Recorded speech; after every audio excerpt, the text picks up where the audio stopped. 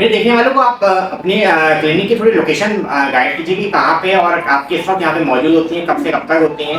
थोड़ी सी ये लोकेशन बताइए हमारे देखने वालों को। मैं होती हूँ lifestyle clinic north Nazimabad block है, जो कि किफाया के बिल्कुल ऑपोजिट है। मेरे टाइमिंग्स यहाँ पे 3 till 8 हैं। मंडे टू सैटरडे मैं यहाँ पर होती हूँ। मंडे टू वेंसडे में डेंटिस्ट्री प्रैक्टिस करती हूँ एंड थर्सडे टू सैटरडे में एस्थेटिक प्रैक्टिस करती हूँ। बट अगर कोई पेशेंट इमरजेंसी में आता है तो मैं उसको एस्थेटिक को या डेंटिस्ट्री किसी भी दिन ट्रीट कर लेती हूँ।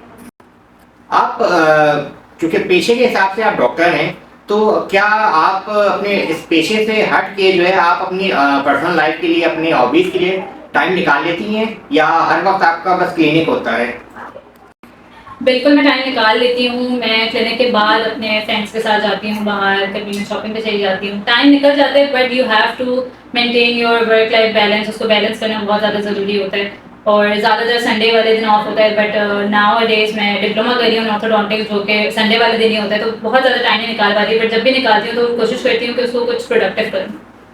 अच्छा, मुझे ये बताएं कि जैसे छोटे बच्चे होते हैं, 7 साल 8 साल के जो बच्चे होते हैं, तो उनके जो दांत होते हैं वो पीले क्यों हुए होते हैं? उसकी क्या वजह होती है वो? अच्छा, छोटे बच्चे जो होते हैं, बिल्कुल छोटे जो होते हैं, उनके दांत तो पीले नहीं होते। वो ज़्यादातर वाइट ही होते हैं, क्योंकि बचपन वाले जो दांत हमारे होते हैं वो वाइट ही होते हैं मोस्टली। जब हम बड़े होने लगते हैं तो दांत जब वो गिर जाते हैं, मिल्की टूथ जब गिर जाते हैं, तो फिर आपके दांत जो है उसका शेडो जो है वो येलो होता है, क्योंकि हमारा डेंटिन होता है वहाँ पर।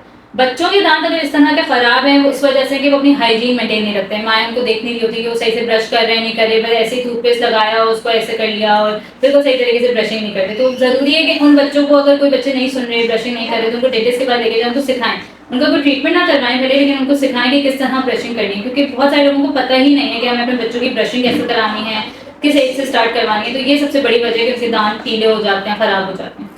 अच्छा, मेरे देखने वालों को ये बताएं कि छोटे बच्चे जो होते हैं, तो उनको जो है जैसे वाइटनिंग जो ट्रीटमेंट होती है, जैसे अडल्ट के जो ट्रीटमेंट हो रहे होते हैं कि दांत अगर गंदे हो तो उसकी वाइटनिंग की ट्रीटमेंट होती है, तो क्या हम छोटे जो 7-8 साल के जो बच्चे होते हैं उनकी भी दांतों पे वो ट्रीटमेंट करवा सकते हैं?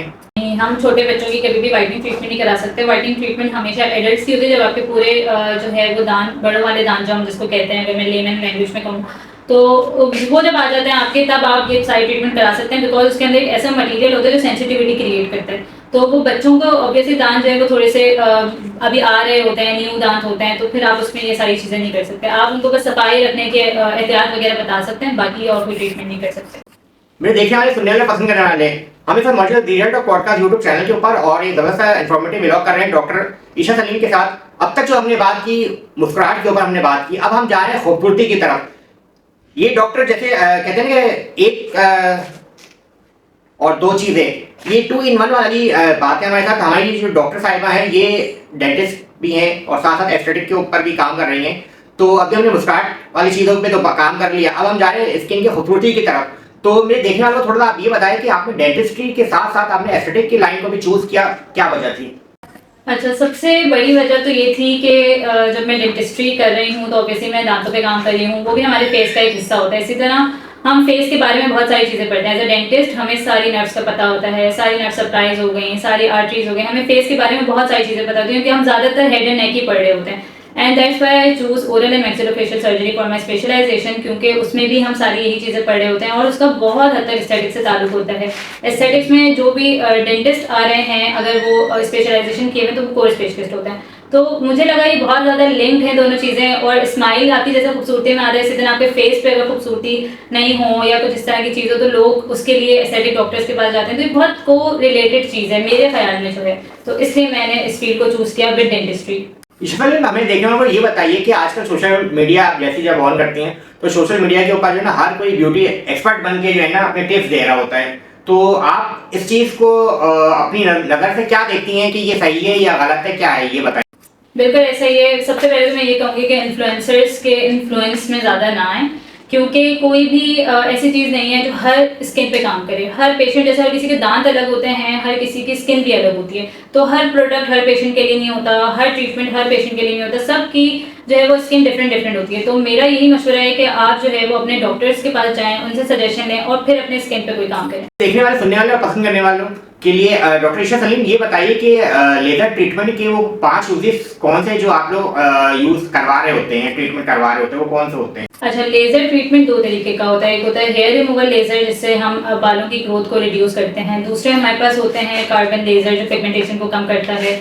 काफ़ी फायदे होते हैं लेजर के। हमारे पास पिगमेंटेशन, पोर्स, उसके अलावा आपकी स्किन की टैनिंग वगैरह ये सब पे भी काम कर रहा होता है। फिर पिको लेजर आता है जो कि मिलाज्मा कंडीशन है, जिसमें हमारा पिगमेंट स्किन के ऊपर पूरा जमा हो जाता है, तो उसके सेल्स को तोड़ने के लिए हम पिको लेजर कर रहे होते हैं। लेजर के बहुत सारे फायदे हैं और मैं तो कहती हूँ आजकल की लड़कियों को हेयर रिमूवल के बारे में कि लेजर लाजमी कराना चाहिए, ताकि आपके शेविंग से एटलीस्ट जान छुट जाए।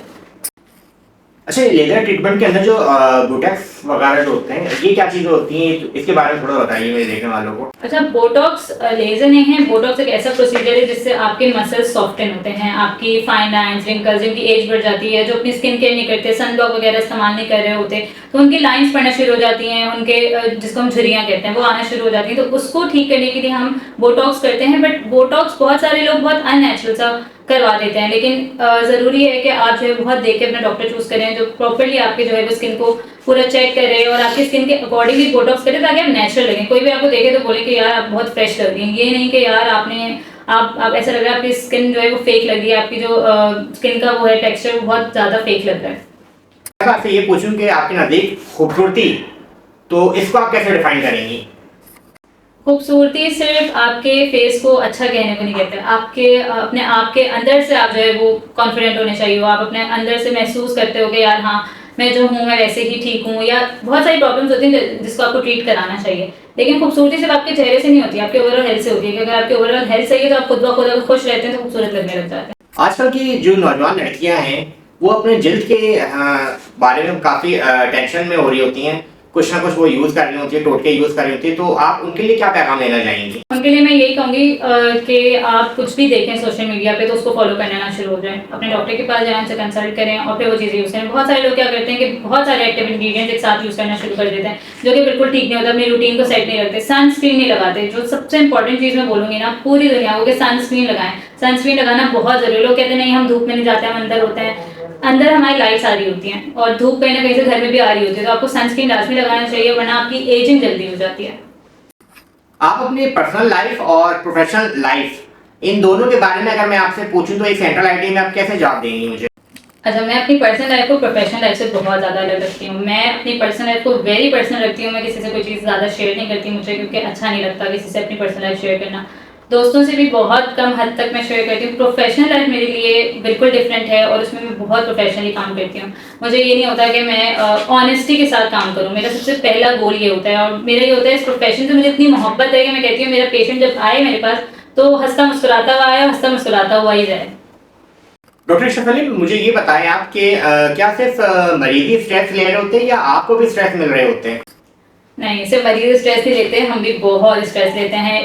इतनी सारी बातें आपके दिमाग में चल रही होती है, आप इतने सारे लोगों से मिल रहे होते हो, इतने सारे लोगों की बातें सुन रहे होते हो, उनकी जो है वो कहानियाँ सुन रहे होते हो, तो आपके दिमाग में बहुत सारी चीज़ें चल रही होती हैं। जब मैं पेशेंट कर भी लेती हूँ ना, तब भी मुझे रात को हो रहा होता है कि यार उसको दर्द ना हो रहा हो, इसका ये मसला ना हो, पता नहीं नेक्स्ट ट्रीटमेंट वो आएगा तो खुश होगा या नहीं। तो सिर्फ पेशेंट स्ट्रेस नहीं लेता, डॉक्टर्स पे उससे ज़्यादा मुझे लगता है कि स्ट्रेस होता है। अच्छा, एक क्वेश्चन अभी मैं जहन में आया तो मैंने सोचा मैं आपसे पूछूं।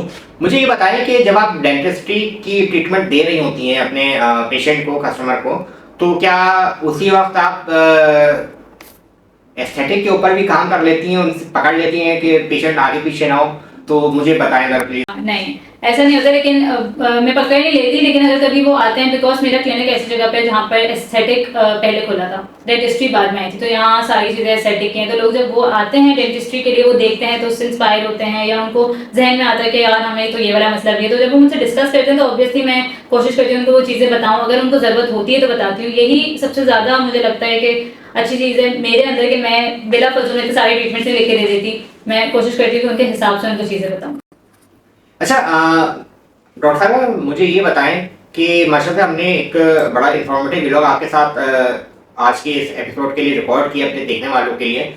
मैं इस आज के इंफॉर्मेटिव व्लॉग को हम लेके जा रहे हैं अपने एंड की तरफ। तो आप मुझे ये बताएं कि कोई ऐसा ज़िंदगी का वाक़या जो आपको बदल के आपको रख दिया हो, वो मेरे देखने वालों के साथ शेयर कर दीजिए प्लीज़। अच्छा, ऐसा कोई वाक़या तो नहीं हुआ, लेकिन हार्ड वर्क बहुत ज़्यादा किया है।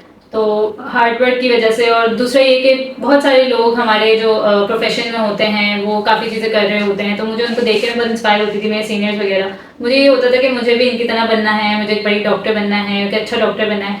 तो ऐसा कुछ तो नहीं है कि मुझे बस यही था कि मैं वो चीज़ें हासिल कर सकूँ, तो दैट्स इट। आखिर में मेरे देखने वालों को डॉक्टर ईशा सलीम, आप अपने जो आपके अपने फॉलोअर्स हैं, जो आपसे प्यार करते हैं, उनके लिए आप क्या पैगाम देना चाहेंगी मेरे चैनल के रेफरेंस से? अच्छा, उनको बेसिकली मैं यही बोलना चाहूँगी कि आपने कभी भी होप्स लूज़ नहीं करनी है। आपने कभी भी अपने साथ जो है वो कोई ऐसी चीज़ नहीं करनी कि आप उसको सोचते हुए बहुत स्ट्रेस में चले जाएँ।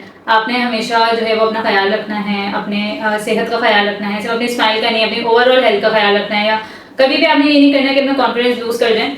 हाँ, उसको डिस्कस ज़रूर करें किसी से, उसके ऊपर स्ट्रेस ना लें और मेहनत हमेशा करते रहें। सब्र का आपको हमेशा फल मिलता है। और जो मेरी यंग लड़कियाँ हैं जो अभी, क्योंकि मैं लड़की की बात इसलिए करूँगी क्योंकि मैं खुद एक लड़की हूँ और मैं बहुत मुश्किल से मेहनत करके यहाँ तक पहुँची हूँ, तो मैं चाहूँगी जो मेरी जूनियर्स हैं या जो अभी इस फील्ड में आने वाली लड़कियाँ हैं, वो जो है वो उसी तरह मेहनत करती रहें, अपना कॉन्फिडेंस कभी भी लूज़ ना करें। जॉब नहीं मिल रही, ये नहीं हो रहा, वो नहीं हो रहा, परेशान ना हो। आप जब मेहनत करते रहते हो ना और मुसलसल आप जब उसमें एक ऑनेस्टी के साथ काम करते हो, तो आप एक पोजीशन पे पहुँच ही जाते हो कहीं ना कहीं। वीडियो को हम एंड की तरफ लेके जा रहे हैं, अपने देखने वालों को एक बार और अपनी क्लिनिक की लोकेशन गाइड कर दीजिए प्लीज। अच्छा, मेरे क्लिनिक की लोकेशन है नॉर्थ नाथलाबाद ब्लॉक एल, जो कि हमारे 5 स्टार चौरंगी से थोड़ा सा पहले है, किफाया के बिल्कुल ऑपोजिट है। मेरे टाइमिंग 3 till 8 है। मंडे टू सैटरडे मैं यहाँ पर होती हूँ, एस्थेटिक एंड डेंटिस्ट्री दोनों प्रैक्टिस कर रही होती हूँ। अगर मेरे चैनल के रेफरेंस से अगर आपके पास कोई कस्टमर आता है तो क्या उसके लिए कोई डिस्काउंट होगा? आपके रेफरेंस से कोई मेरे पास पेशेंट आएगा तो मैं उसको 20% डिस्काउंट दूंगी। देखने में सुनने वाले डॉक्टर ईशा सलीम साहिबा ने 20% का डिस्काउंट दिया है, तो मेरे चैनल के रेफरेंस से जो डेंटिस्ट और एस्थेटिक के ऊपर कुछ काम या ट्रीटमेंट करवाना चाह रहे हैं तो मैं बिल्कुल रेकमेंड करूंगा कि आप इनके क्लिनिक का विजिट कीजिए, और बहुत ज़बरदस्त काम कर रही हैं ये। आज के इस इन्फॉर्मेटिव व्लॉग को हम यहाँ पे एंड करते हैं। अपना बहुत ख्याल रखिएगा, फिर मिलते हैं एक नए व्लॉग के साथ। जब तक के लिए इजाज़त दीजिए। पाकिस्तान जिंदाबाद।